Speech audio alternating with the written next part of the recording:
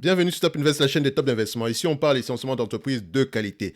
Avons-nous une opportunité d'investissement sur Derichebourg? C'est la question à laquelle on va essayer de répondre en se basant sur les états financiers de la compagnie. Ceci représente uniquement mon point de vue et non un conseil d'investissement. Et comme d'habitude, je me réserve le droit de me tromper. Donc, Derichebourg, ici, c'est une compagnie qu'on a déjà eu à étudier, d'accord? Donc, on l'a étudié ici au premier semestre je pense que c'est bien ça.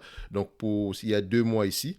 Et voilà, je pense qu'on était à 9 euros. Est-ce qu'on était à 9 euros à cette période-là? Non, je pense qu'on était plutôt aux alentours des 6 euros par là. Et selon le prix qu'on avait à cette journée-là, je pense qu'on avait une opportunité d'investissement, d'accord?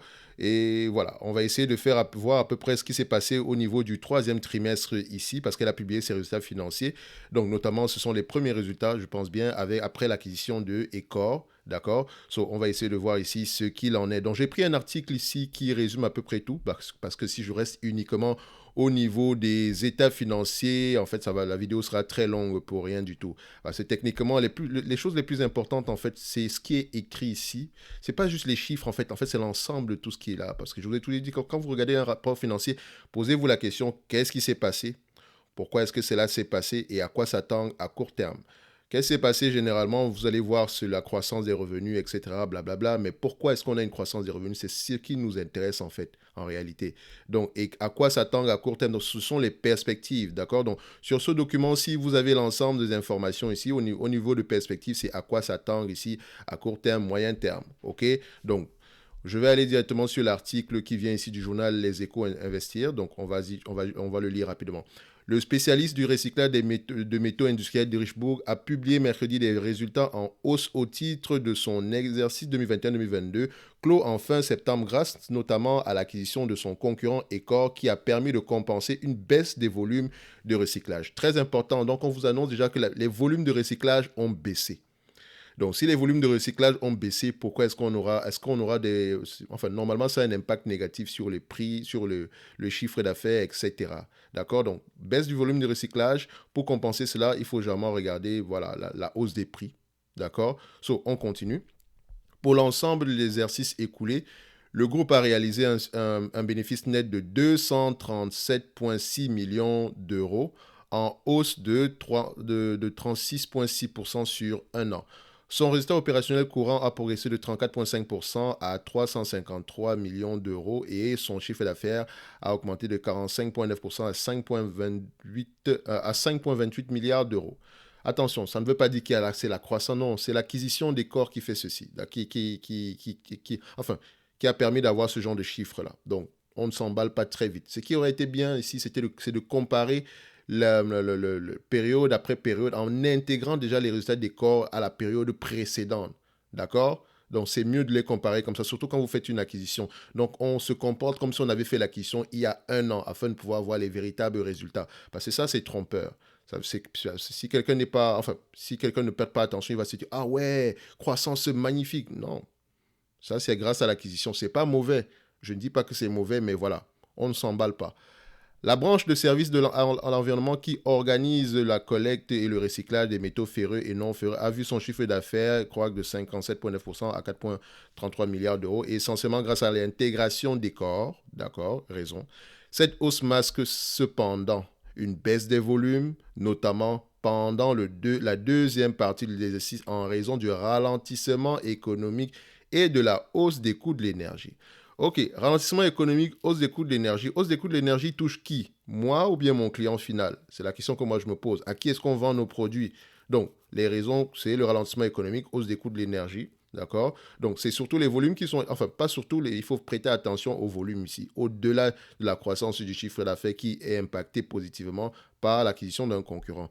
Ce ralentissement a été en partie compensé par le rebond des activités multiservices de Derichebourg, dont le chiffre d'affaires a augmenté de 7,9% sur l'ensemble de l'exercice à 940 millions d'euros.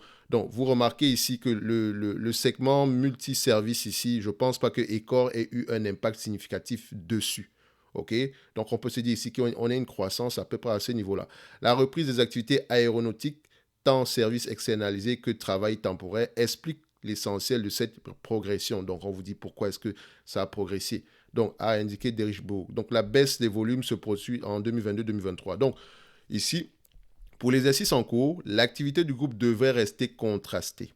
À court terme, les premiers mois de l'exercice se déroulent dans la continuité des derniers mois de l'exercice précédent. Volume impacté par des participations économiques sous contrainte qui rendent les clients prudents sur leur niveau de stock et a fortiori dans un contexte de coûts d'énergie trop élevés. Donc, 2022-2023 ne sera pas...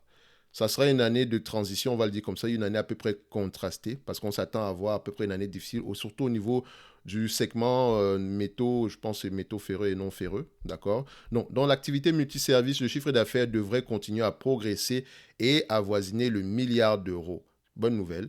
La dynamique commerciale favorable dans tous les métiers y contribuera, ainsi que l'effet en année pleine des opérations de croissance externe réalisées au cours de l'exercice écoulé, a-t-il ajouté. Derichebourg a acquis au second semestre de l'exercice une participation de 24,36% au capital d'Elior Group, un des leaders de la restauration collective également présent dans les services aux entreprises. C'est ce qui avait fait à peu près ticker le marché la dernière fois parce qu'on se demandait mais pourquoi est-ce que vous allez faire l'acquisition de 24,36% de Elior Group. Pourtant, vous n'êtes techniquement, vous n'êtes pas dans le même secteur d'activité. Qu'est-ce qui se passe ici? Donc, le mois dernier, Derichebourg a confirmé mener des discussions avec Elior en vue de lui apporter sa branche multiservice. Alors, qu'est-ce que ça veut dire lui apporter sa branche multiservice? Est-ce que on va demander à Elior de signer un contrat avec nous? Est-ce que Elior a un segment multiservice? D'accord? Est-ce qu'on veut vendre nos segments? Ça m'étonnerait d'ailleurs. Est-ce qu'on veut vendre nos segments multiservices à Elior? C'est ce qui m'étonnerait parce que je pense que Elior avait un niveau d'endettement assez élevé. Donc je pense plutôt que c'est une question de contrat, un truc comme ça, pour le service. Donc, je ne sais pas si ça va fonctionner ou pas. Dans tous les cas de figure, moi, je m'interroge toujours par rapport à cette acquisition-là, surtout que ça a été fait à un prix un peu trop élevé à mon goût. Donc, à ce jour, il n'existe aucune incertitude quant à l'issue des discussions et à la conclusion d'un accord ferme relatif à cet apport. En outre, en toute hypothèse, Derichebourg confirme ne pas avoir l'intention de déposer une OPA sur Elior Group, a rappelé le groupe mercredi.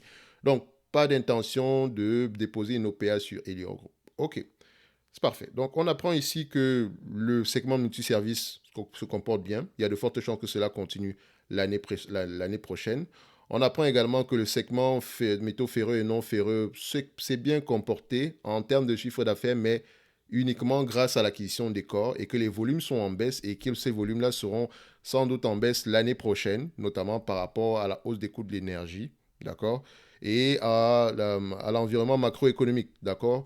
Donc, au récemment aussi de l'environnement macroéconomique. Donc on peut se dire ici que, bon, là on est en mode, je ne dirais pas, excusez-moi du terme, mais il ne faut pas que ce terme-là vous fasse peur. Là on est en mode survie, c'est-à-dire que l'entreprise ici doit à peu près, voilà, on va lui demander de s'autofinancer. C'est pas, on n'est pas encore dire ici que l'année prochaine, ces résultats ne seront pas bons, etc. Mais voilà, on ne s'attend pas à avoir quelque chose d'extraordinaire. Donc ici, en termes de chiffre d'affaires, etc., vous pouvez aller lire les rapports financiers ici. Donc vous avez les marges opérationnelles ici, 33. Donc est-ce que c'est bien ça ici? Ça, c'est en termes de croissance. Hein.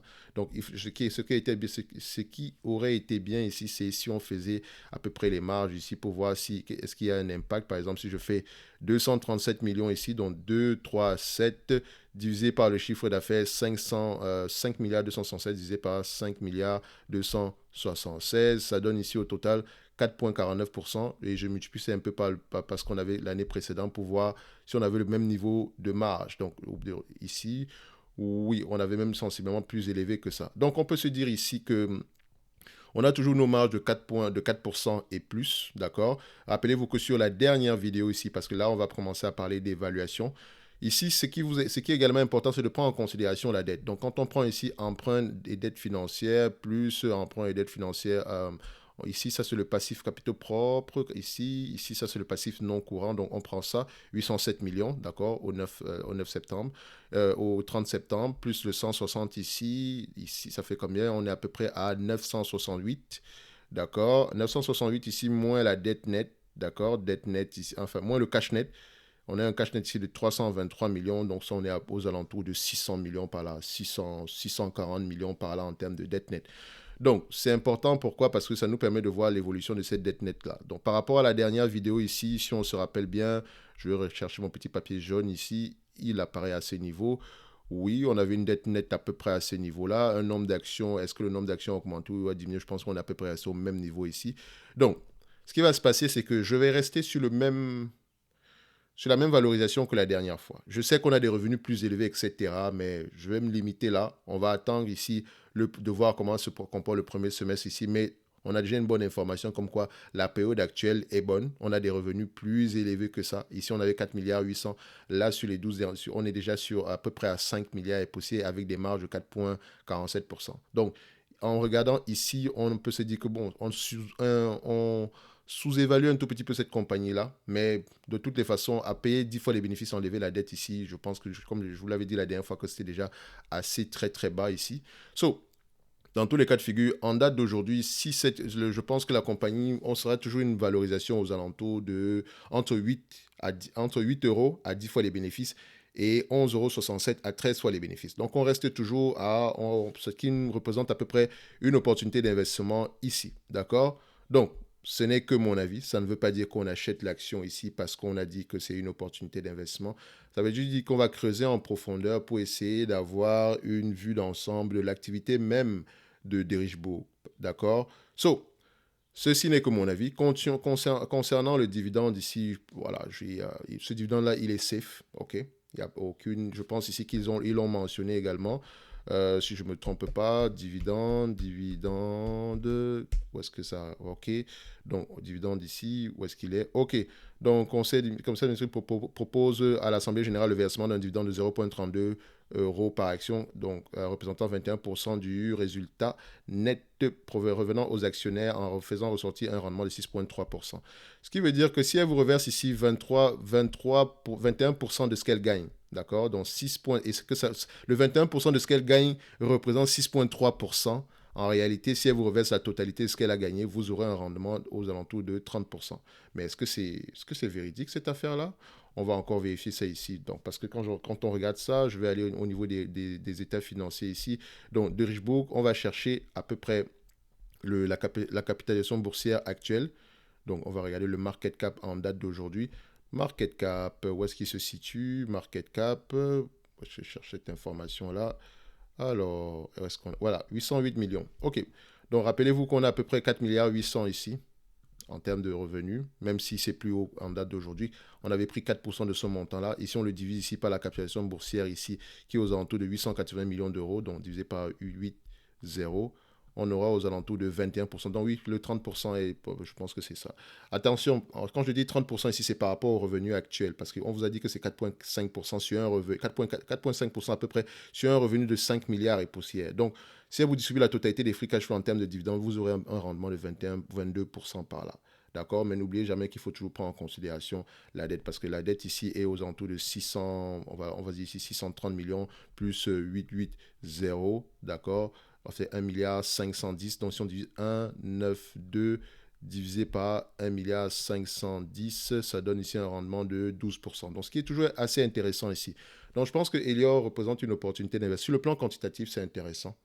D'accord? Mais lisez vos rapports financiers ici. OK? Donc, on va se donner rendez-vous sur la prochaine vidéo. On reste sur le même avis que la vidéo précédente ici qui date du mois de... Je pense que je ne sais même pas quel mois, il y a 2 mois ici, on était aux alentours du mois d'octobre ici. Donc, pour rechercher la vidéo ici, vous faites juste de Richebourg, d'accord, et on met ici Top Invest, on valide, et ça nous donne ceci comme information. Et c'est cette vidéo-ci, celle qui parle du premier semestre ici, ok? Donc, c'est cette vidéo-ci qu'il faut prendre en considération par rapport à l'évaluation. N'oubliez pas également que sur cette chaîne-ci, nous avons toujours la newsletter qui est gratuite. Donc, le lien est dans la description de la vidéo. On parle essentiellement d'entreprises nord-américaines, d'accord? Parfois d'entreprises francophones ici, mais essentiellement d'entreprises nord-américaines pour ceux que ça intéresse ici. Mais également, je vous ai mis ici à l'onglet communauté de la chaîne. Vous allez voir que j'ai publié je ressortis un ensemble de vidéos ici. Donc, les vidéos concernent certaines entreprises qui, selon moi, sont intéressantes au prix actuel. OK? Il y en a plusieurs. Je ne sais pas ce qui s'est passé aujourd'hui. J'avais envie d'écrire. Donc, j'en ai fait un Unibail, un Argan, Stanley Black & Decker, Clépierre, Mouri. Mouri Construct, qui est une bonne entreprise en Belgique. J'ai été surpris par ces résultats-là. En tout cas, elle est très très bien gérée. Clinica Baviera, qu'on avait bien aimé. Broadcom, Booking Holding, Align Technologies, qui nous a offert une meilleure opportunité que précédemment. On a également AT&T. Pour ceux qui sont dans la newsletter, vous avez reçu un document concernant AT&T. Le document, en fait, prend en considération les états financiers de AT&T sur le dernier trimestre ici, ainsi que, voilà, j'ai à peu près essayé de mâcher le travail. Donc, après la lecture des rapports financiers ici, après avoir écouté le conference call, voilà ce qui est ressorti. Donc, c'est une petite note qui fait moins d'une page. Ça vous permet d'être à jour par rapport à tout ce qui se passe sur AT&T. Donc, vous avez pu remarquer ici qu'on est assez optimiste sur AT&T. Et je pense que ça va, je dirais bravo au PDG. Le travail continue, surtout au niveau de l'économie des coûts ici, ça continue à être assez intéressant ici. Donc, Ledger Template ici pour ceux qui aiment le dividende. Canada Goose également, très belle entreprise. Donc, on a à peu près cette liste d'entreprises-là qui est sous-évaluée en date d'aujourd'hui. Donc, j'ai fait ressortir ces vidéos-là. C'est pas pour rien. Si ça vous intéresse, allez-y regarder. Donc, on va se donner rendez-vous sur la prochaine vidéo. Et comme d'habitude, ici, c'est uniquement à titre d'information. Et pour des Richbook, on va se dire qu'on a une opportunité d'investissement en date d'aujourd'hui. Donc, ça ne change pas par rapport à la vidéo de la dernière fois. À bientôt.